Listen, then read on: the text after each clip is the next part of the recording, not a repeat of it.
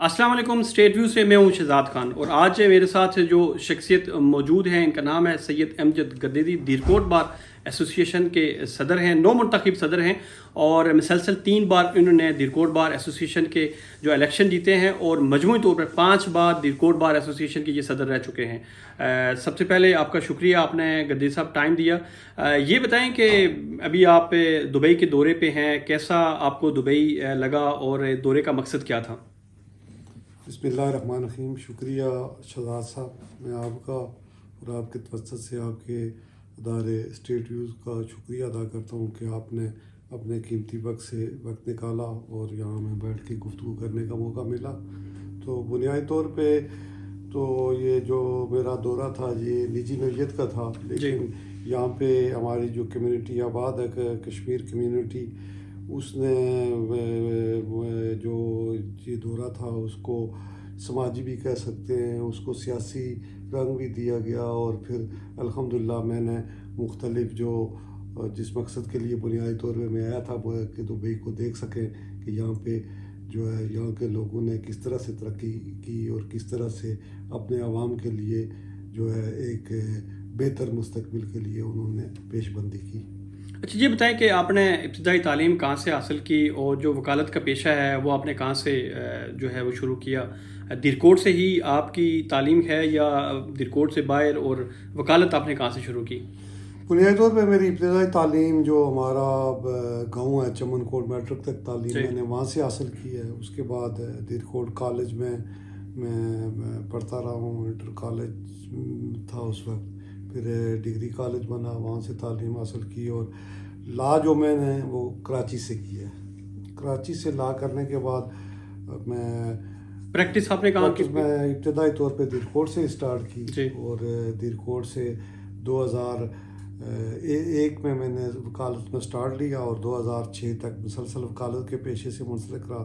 2005 کے زلزلے کے بعد 2006 میں کچھ عرصے کے لیے میں نے وکالت ترک کر دی، اور دوبارہ 2013 میں اس پیشے سے منسلک ہوں. جو آپ نے ترک کی وکالت، اس کی کیا ریزن تھی؟ اس میں بنیادی طور پہ جب 2005 کا تباہ کن آزاد کشمیر میں زلزلہ آیا تو یقیناً جو ہے ہمارا عدالتی نظام بھی اس سے متاثر ہوا. صحیح. اور پھر ایسے حالات تھے کہ میں بنیادی طور پہ ایک سماجی کارکن بھی تھا، تو میری خواہش یہ تھی کہ وہاں کے لوگوں کی کس طرح سے انٹرنیشنل کمیونٹی سے مل کے خدمت کی جا سکے.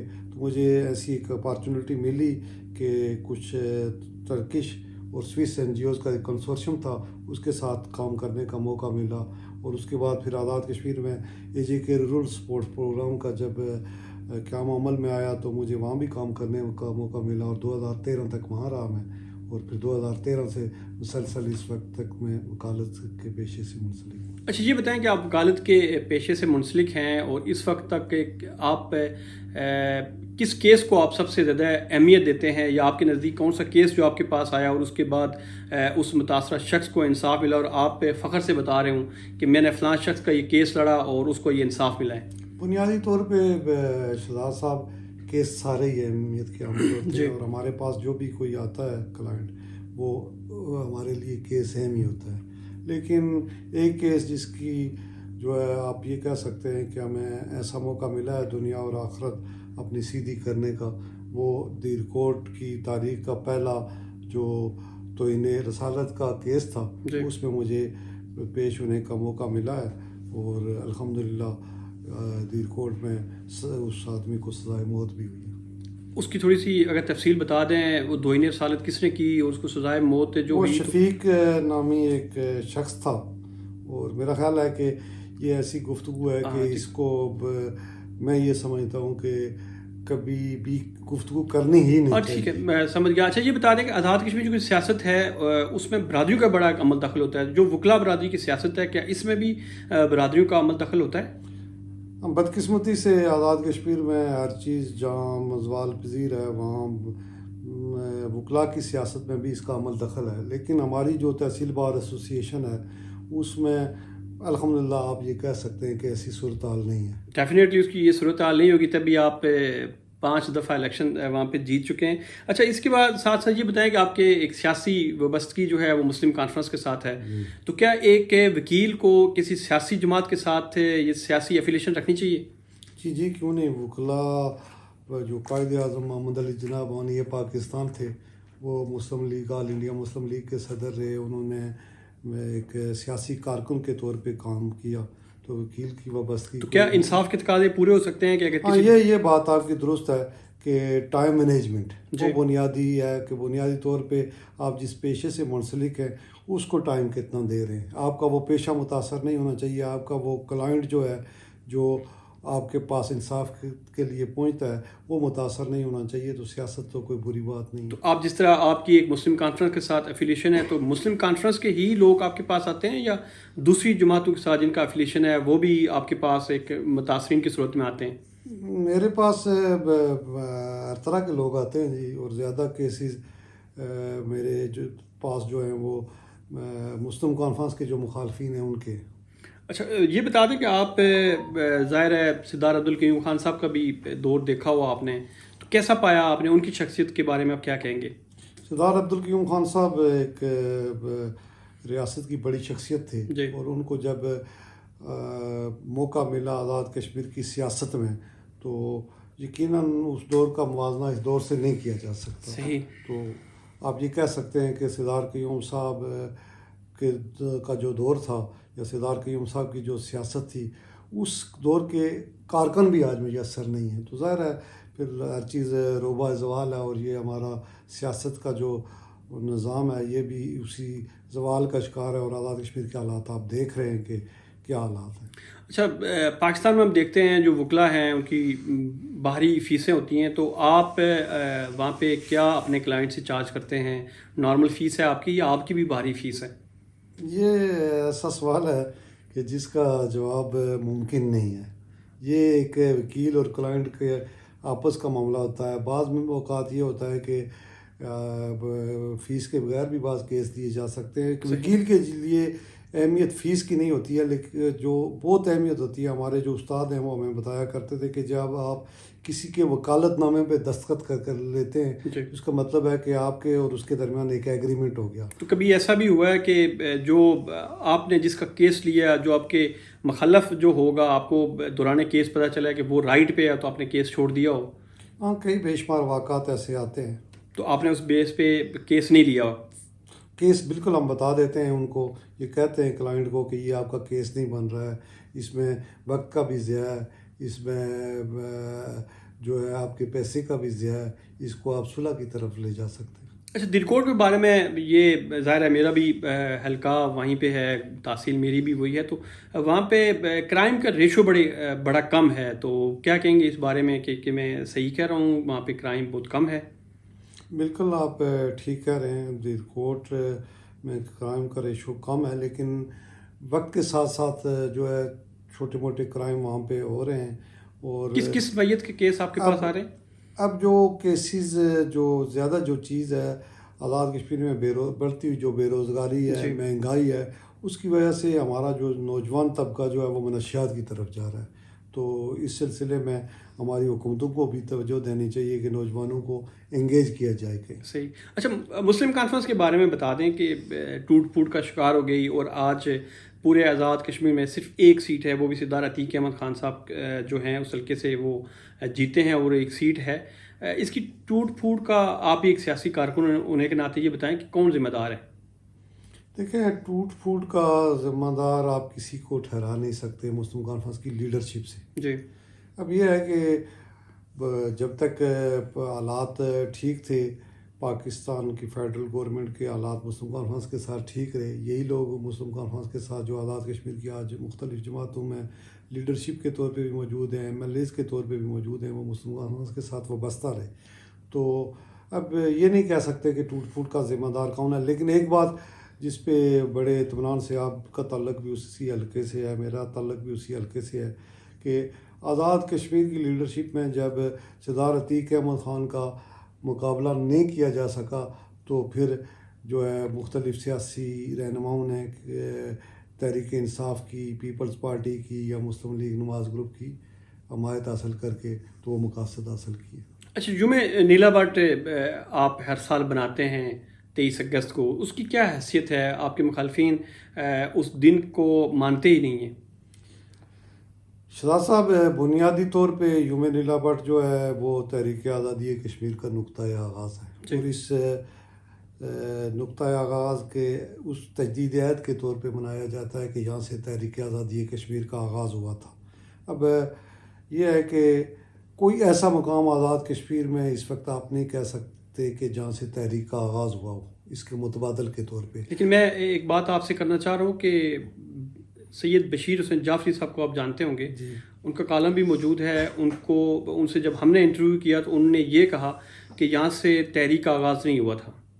نہیں، میرا خیال ہے آپ نے شاید وہ انٹرویو پوری طرح دیکھا نہیں ہے۔ میں نے خود انٹرویو ان کا کیا ہے، وہ جی، میرے پاس ریکارڈ موجود ہے۔ انہوں نے کوئی متبادل مقام بتایا آپ کو؟ انہوں نے باغ ہدا باڑی کا نام لیا تھا کہ وہاں جی سے۔ میں اب بالکل تفصیل سے آپ سے، بالکل آپ نے مشکل حل کر دی ہے۔ جی 23 اگست 1947 کو نیلا بٹ میں ایک جلسہ ہوا تھا، جی جس کی جو صدارت جو پیر سید شمشاد حسین شاہ صاحب صوابی نے کی تھی، جی اور پیر سید شمشاد حسین شاہ صوابی صاحب جو تھے وہ مسلم کانفرنس تحصیل باغ جو تھی اس وقت کی، صحیح، اس وقت کی جو تحصیل باغ جس میں ارنا میرا راولا کوٹ تک کے علاقے شامل تھے، اس کے وہ صدر تھے، قائم مقام صدر تھے۔ حسن شاہ گدیری صاحب مسلم کانفرنس کے صدر جموں جیل میں تھے، تو اس کے طور پہ انہوں نے صدارت کی تھی۔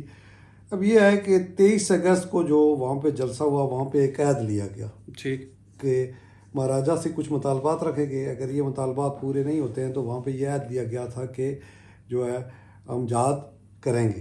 اب وہاں سے لوگ گھروں کو نہیں گئے، بلکہ 23 اگست کو لوگ وہاں سے چلے، رات ارجا میں قیام کیا، جی ارجا سے اگلے دن وہ باغ کی طرف گئے، یہ جو یعقوب آباد ہے بنی بساری سے پہلے، جی وہاں پہ پڑاؤ رہا۔ پھر اگلے دن یہ باغ پہنچے تو باغ سے جو سدن گلی کی طرف سے پیر صاحب علی اصغر شاہ صاحب، جی ان کو امیر جہاد بھی کہا جاتا ہے، گیلانی صاحب، وہ اور سردار گل احمد خان کوثر جو ہے وہ ایک جلوس کے ساتھ وہاں پہ پہنچے۔ تو یہ سارے لوگ جب گئے وہاں پہ تو ادا باڑی، وہاں پہ جو ایک سکھ تحصیلدار تھے اس وقت ڈیوٹی پہ موجود، وہاں پہ انہوں نے فائرنگ کا حکم دیا، جی تو وہاں پہ گولی چلائی گئی وہاں پہ نہتے لوگوں پہ ادا باڑی کے مقام پہ، اور وہ دن ہے 26 اگست کا۔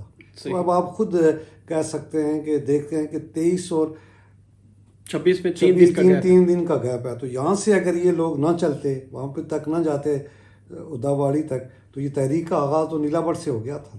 اچھا یہ بتا دیں کہ اگر تحریک کا آغاز یہاں نیلا بٹ سے ہوا تو پھر 70 کی دہائی میں جا کے یوم نیلا بٹ بنانا شروع کیا گیا، تو پیچھے جو جتنا بھی عرصہ گزرا 20-23 سال، تو اس میں یہ ہمیں نظر نہیں ہے، تاریخ میں ملتا نہیں ہے یہ والا جو دن ہے، اس کے دن کے مناسبت سے بات کر رہا ہوں کہ سن 70 کے بعد جب سردار عبدالقیوم خان صاحب صدر بنے، اس کے بعد جو ہے اس دن کو بنانا شروع کیا گیا، لیکن اس سے پہلے کی تاریخ خاموش ہے۔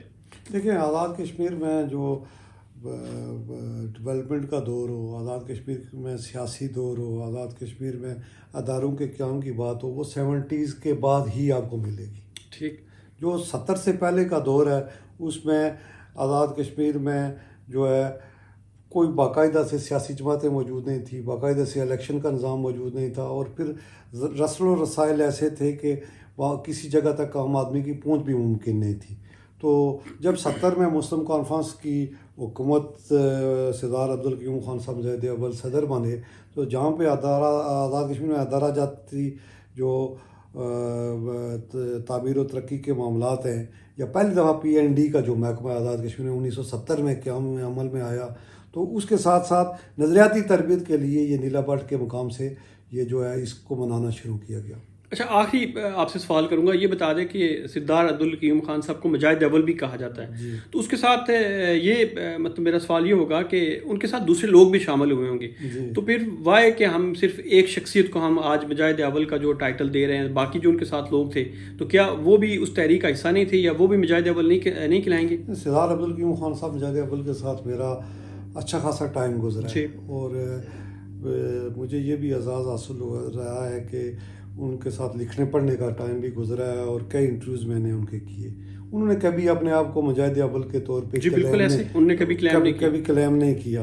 اب یہ ہے کہ مجاہد اول انہیں اس لیے کہا جاتا ہے کہ انہوں نے ڈوگرا کے خلاف جو ہے جہاد کے آغاز کا اعلان کیا تھا۔ ٹھیک، اور کبھی ایک اور بات بڑی مکس کرنے کی کوشش کی جاتی ہے جی کہ نیلا بٹ سے جو ہے گولی نہیں چلی. مجاہد اول نے کبھی گولی چلانے کا بھی نہیں کہا, اور نیلا بٹ سے 23 اگست کو کوئی گولی چلی بھی نہیں ہے. صرف اور صرف جو جہاد آزادی کشمیر کا انہوں نے اعلان کیا اس کی وجہ سے انہیں مجاہد اول کہا جاتا ہے. اور ان کے جو ساتھی تھے یقیناً جو ہے وہ اس کارواں کا حصہ تھے, ہم سے بہتر تھے, ہمارے بہتر مستقبل کے لیے انہوں نے گھر بار چھوڑے. اور جو لوگ آپ یہ کہہ رہے ہیں کہ نیلا بٹ کی مخالفت کرتے ہیں, مثلا لطیف شہید ان نے کہاں پہ قربانی دی, ٹھیک ہے. اور داواڑی کے مقام پہ جو لوگ شہید ہیں جس میں کئی لوگ ہیں, بنگوئی کے لوگ ہیں, سواوا شریف کے لوگ ہیں, کئی علاقوں کے لوگ ہیں, باغ کے اپنے مقامی لوگ ہیں. تو اگر ہم یہ کہیں گے کہ یوم لیلا بٹ کوئی وہاں سے جہاد کا آغاز نہیں ہوا, کسی تحریک کا آغاز نہیں ہوا, تو داواڑی کے مقام پہ جو لوگ شہید ہوئے انہوں نے پھر کس مقصد کے لیے قربانی دی. ٹھیک. سید امجد گدیری صاحب کے خیالات آپ نے سنے. اسٹیٹ ویو سے مجھے دیجیے اجازت. اللہ حافظ. تھینک یو سر, بہت شکریہ.